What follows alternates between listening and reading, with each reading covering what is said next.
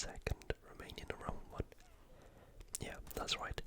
1 second. Literally a second left. I don't know if Moros could actually hear a team or not, but, if I was a team, I would have been absolutely screaming.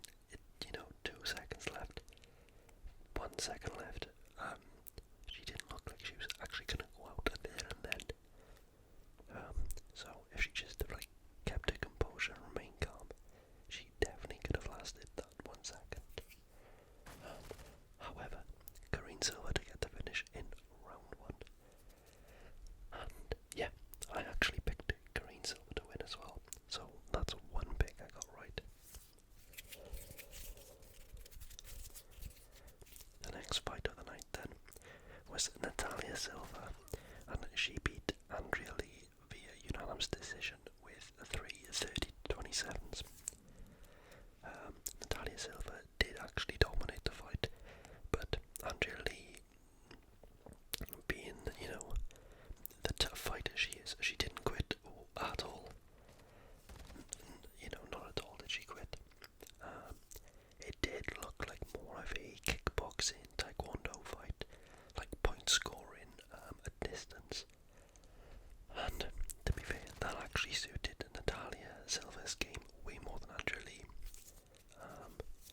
So yeah, that's how Natalia Silva actually won that fight then, just by outpointing Andrea Lee, really, and she did look like the better, more clinical striker in my opinion.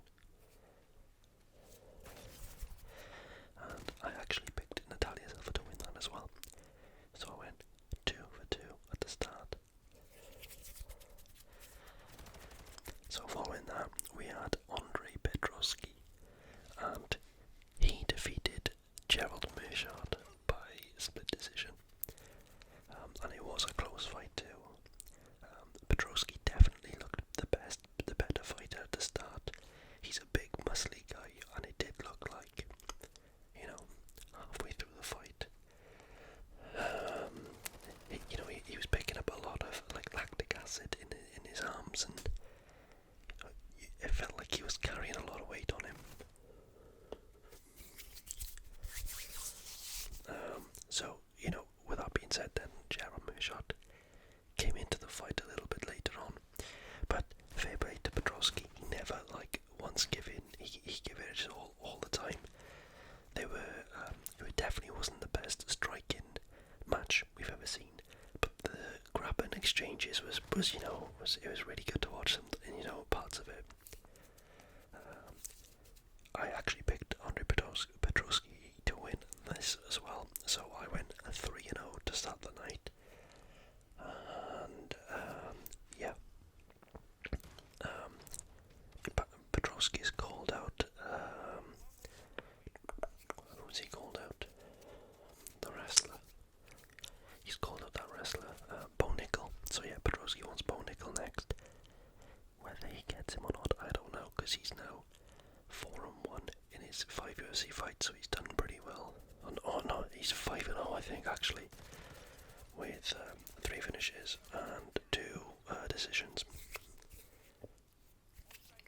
So anyway, after that fight, we move on to Brad Katona, and he defeated Cody Gibson by unanimous decision to win the bantamweight division of the Ultimate Fighter Season 31. And this was a great fight. It was a lot of back and forth between the fight. You thought that Katona was going to win, then you thought Gibson was going to win, then Katona came back, and then Gibson came back. It was a real good, real tough fight. Both guys showed so much heart, showed so much desire to show how much they want to be in UFC. And, and rightly so. It was the fight of the night, and it was everyone in the stands was on their feet. And it is nice to know that Dana White said, regardless of the result, both guys have pretty much earned a UFC contract from that fight. So yeah, that's really good. But the winner was Brad Katona, and I actually picked Brad Katona. So in the first 4 fights of the night, I went 4-0 with my picks.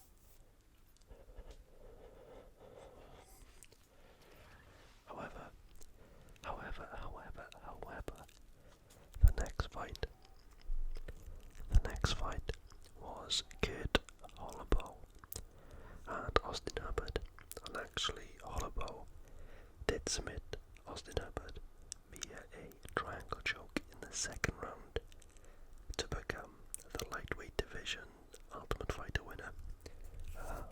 I thought that Austin Hubbard actually looked really good at the start, but in the second round I did think that Kurt Holloway was starting to come on strong, and was starting to apply a bit of pressure, and that pressure ultimately I think broke Austin Hubbard, and he eventually got the finish. Unfortunately, I did actually pick Austin Hubbard to win the fight. Holloway has capitulated in previous fights in UFC, so I thought it might have been a little bit the same story this time, but he's matured, and he looked good. So Holloway has now earned himself a UFC contract.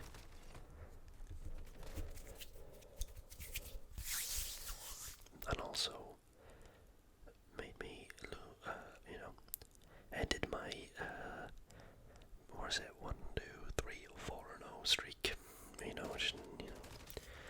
Good for him, not for me.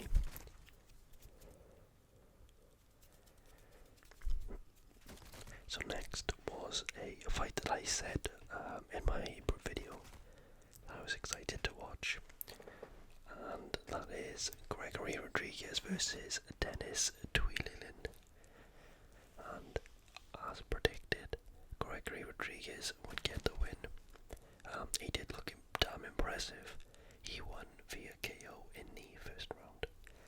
Although I would say there was a little bit of controversy with how the fight turned out. On the exact placement of the elbow, as to whether or not that, if the elbow was on the back of the head. To me, in my opinion, it looked just enough on top of the head to be counted as a legal strike. But I do understand the people who are saying that it could have been considered an illegal strike as well. But like I said, I did pick Gregory Rodriguez to win, so back on the win bandwagon. And by the way, look at this absolute tear I just got on. I think I went from like fourth to first. I'm still going. It's really good. Anyway, so Gregory Rodriguez put me back on the win bandwagon. However, that did not last long, because Brad Tavares defeats Chris Weidman via unanimous decision. I did pick Chris Weidman for this, so I humbly got my second wrong pick. And Brad Tavares, in his typical fashion, put on his own typical performance. It definitely was not a pretty performance, but he was effective. He kind of ruined Chris Weidman's lead leg, which limited Chris Weidman's mobility and strength, so that didn't allow Chris Weidman to, one, utilise his superior grappling, and two, when Chris Weidman was just about to go on attack, he couldn't push off that front leg, that lead leg, and it was quite hard to watch. And I think everyone agrees that he should probably retire now, so maybe he does that. Next, so now we move on to the main card. Next we got Marlon Chito Vera, and he won a very technical bout over Pedro Munoz via unanimous decision. It was a fun bout, a technical phone booth boxing fight.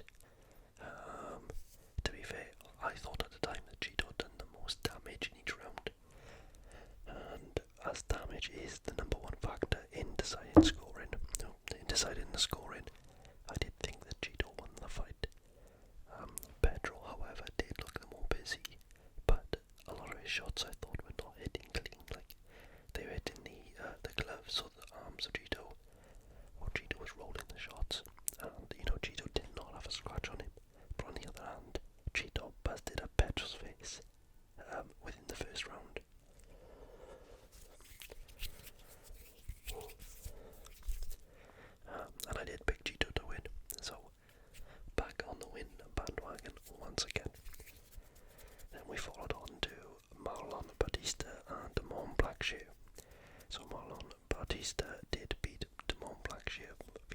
unanimous decision.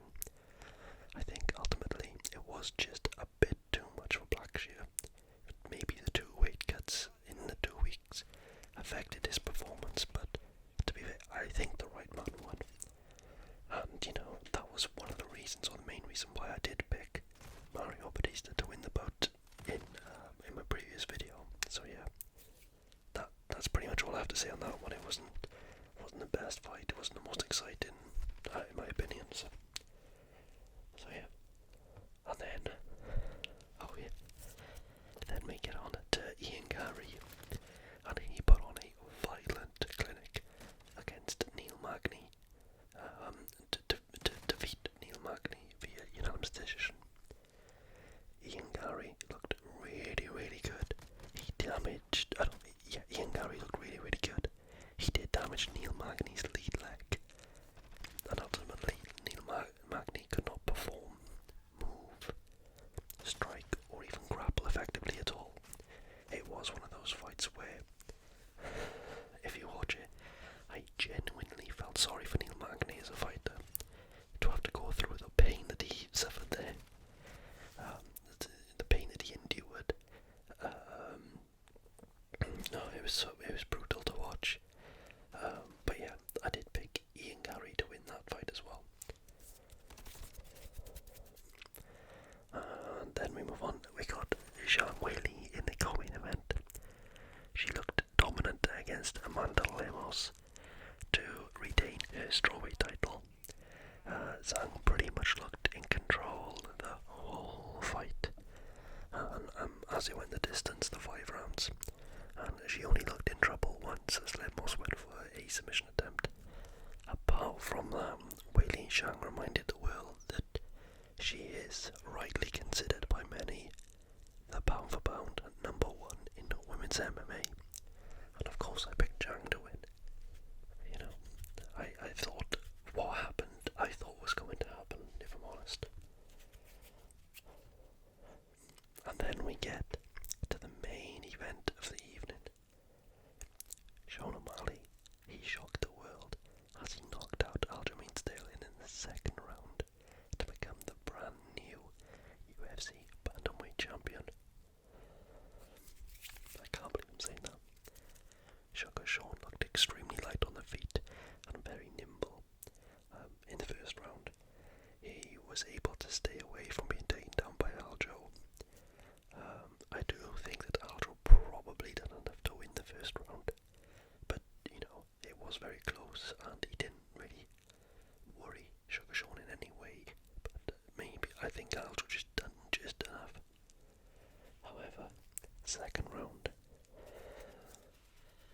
Aljamain Sterling came lunging in, just as Sugar Sean wanted, and it was a step back counter right to knock down Aljamain, and Sugar Sean like a whippet, followed up with some heavy damaging ground and pound hammer fists.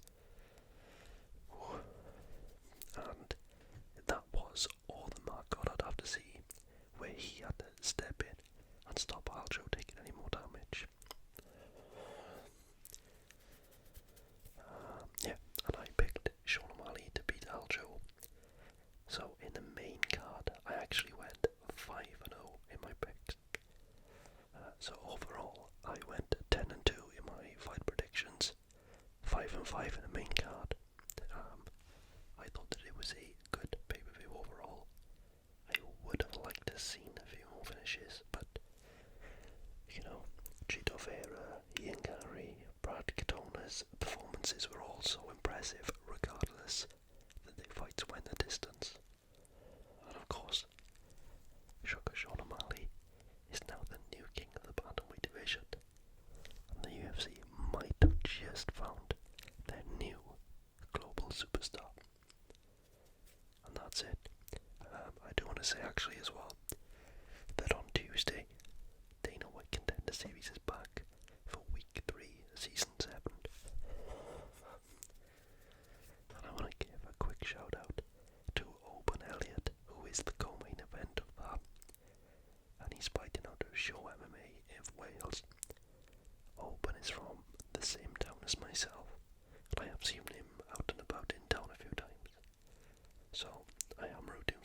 wishing him all the best.